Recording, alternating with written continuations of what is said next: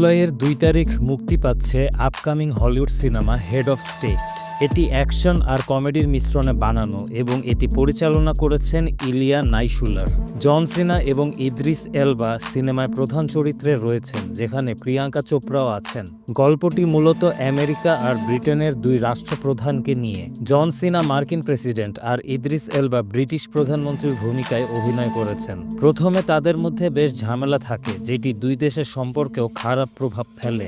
কিন্তু যখন তারা এক বড় শত্রুর দ্বারা আক্রমণ হয়, তখন তারা বাধ্য হয় একসাথে কাজ করতে। প্রিয়াঙ্কা চোপড়া এখানে একজন MI6 এজেন্টের চরিত্রে রয়েছেন, যিনি তাদের রেস্কিউ মিশনে সাহায্য করেন। তারা একসাথে একটি আন্তর্জাতিক ষড়যন্ত্র মোকাবেলা করে, যেটা পুরো পৃথিবীর জন্য হুমকি স্বরূপ। ট্রেইলারে প্রচুর অ্যাকশন আর মজার কিছু দৃশ্য দেখা গেছে, যেটা দর্শকদের মন জয় করবে আশা করা যায়। জন সিনা আর ইদ্রিস এলবার মধ্যকার রসায়নও বেশ ভালো লাগছে। সিনেমাটি প্রাইম ভিডিওতে মুক্তি পাবে। যারা অ্যাকশন আর কমেডি পছন্দ করেন, তাদের জন্য এটি একটি দারুণ সিনেমা হতে পারে।